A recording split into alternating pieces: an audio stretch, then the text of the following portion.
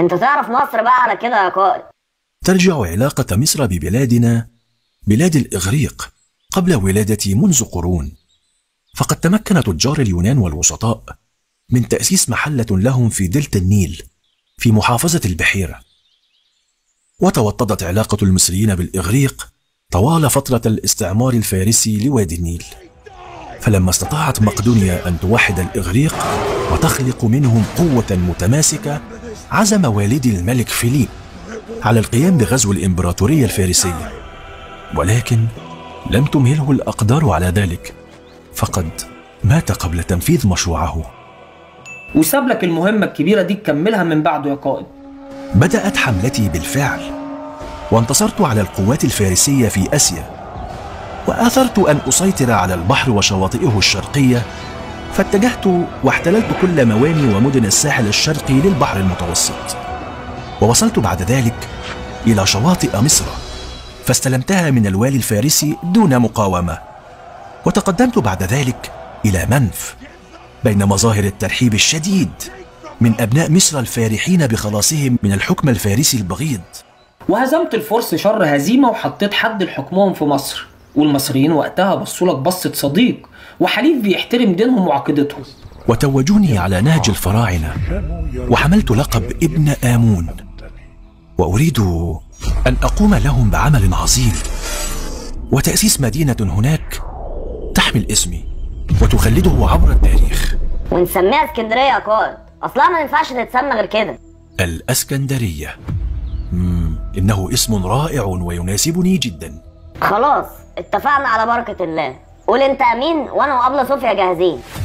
وأنا في طريقي على ساحل البحر المتوسط استرعى انتباهي بقعة من اليابسة تفصل البحر المتوسط عن بحيرة مريوط، وأفكر مليا في تلك البقعة، فإن لها مواصفات عجيبة تصلح لإنشاء مدينة عظمى على أحدث طراز.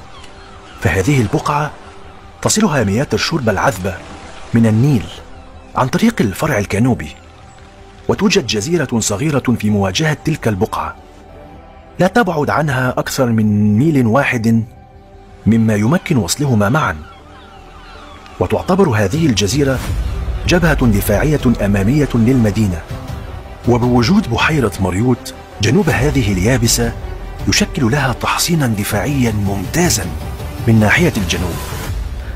طبعا يا قائد، هو ده أنسب مكان لبناء مدينة عظيمة تشيل اسمك وتخلده في كتب التاريخ، وبالمرة تبقى مينا تخدم التجارة الدولية في المنطقة.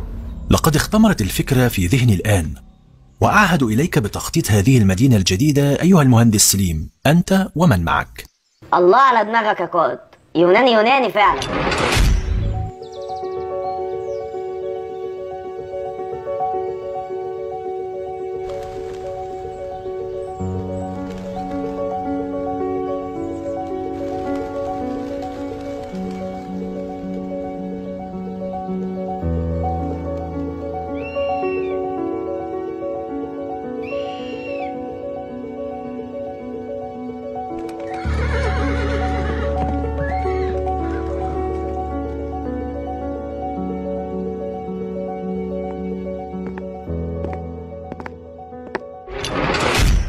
الحمد لله على سلامتك يا سيادة المستشار سمرة.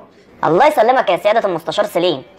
امال انتوا اتأخرتوا ليه كده في جولتكم الاستكشافية؟ انا والكسندر بدأنا الجولة الاستكشافية لمدينة كانوب في ابو قير لغاية قرية راكودا وجزيرة فاروس، وشوفنا كمان المكان اللي هنبني فيه اسكندرية، وتوكلنا على الله وبدأنا الشغل كمان. منذ أن اختمرت الفكرة في ذهن الإسكندر الأكبر وعاد إلى مستر سليم تخطيط هذه المدينة، وهو لا ينام تقريبا حتى انتهى من تصميم المخطط الأول لمدينة الإسكندرية في فترة وجيزة. وبفضل العبقرية الهندسية للمستشار سليم قسمنا الأرض الفاضية لطرق وميادين وأحياء زي المخطط اللي بعته لنا بالظبط. الله يكرمك يا سمرة، أنا بس استخدمت النمط الهيبودامي، وهو عبارة عن شارعين رئيسيين بيتقاطعوا بزاوية قايمة مع بعض، وشوارع تانية فرعية بتتوازى مع الشارعين دول. والتخطيط ده منتشر في كتير من المدن اليونانية من القرن الخامس قبل الميلاد. وهل قمتم بتقسيم المدينة إلى 5 أحياء تحمل الحروف الأبجدية اليونانية الأولى كما هو مرسوم في المخطط؟ أي نعم، قسمنا المدينة 5 أحياء بالحروف اليونانية الأولى زي المخطط، بس طلعنا عليهم أسامي تانية بالعربي زي الحي الملكي والحي الوطني وحي السباق وكمان حي كوم الدكة وحي المتحف. أما بقى المسرح الرئيسي في نص المدينة بالظبط على ناصية شارع كانون. وماذا فعلتم مع الصيادين سكان قرية الطرف الغربي للمدينة؟ هل أقنعتهم بمد جسر بين قريتهم وبين الجزيرة؟ القرية كانت مليانة بالصيادين واقتنعوا خلاص بالفكرة، وبدأوا يبنوا كوبري يربط بين قريتهم وبين الجزيرة وسميناها جزيرة فاروس. وبعد ما هنبني الكوبري ونضم الجزيرة هيكون عندنا مينا للسفن كبيرة شرقية ومينا تانية صغيرة غربية. ونبني الفنار بقى علشان خاطري نبني الفنار. أنا بعمل كل ده عشان أبني الفنار واكتب عليه فنار سمرة اللي بينور ويطفي في الضلمة.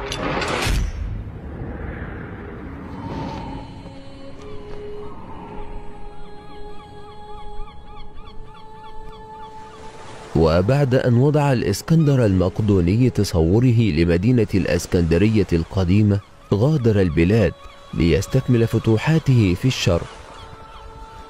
وإذا كان الإسكندر لم يعد إلى مصر فيما تبقى من حياته ليرى المدينة التي تسمت باسمه، فإن القدر كان يحتفظ لهذه المدينة بدور كبير في تاريخ مصر والعالم المتحضر. ولم يقتصر على الفترة التي شهدت عهد البطالمة الذين كانوا خلفاء الإسكندر على حكم مصر فقط، وإنما استمر ذلك زمنا طويلا فيما بعد.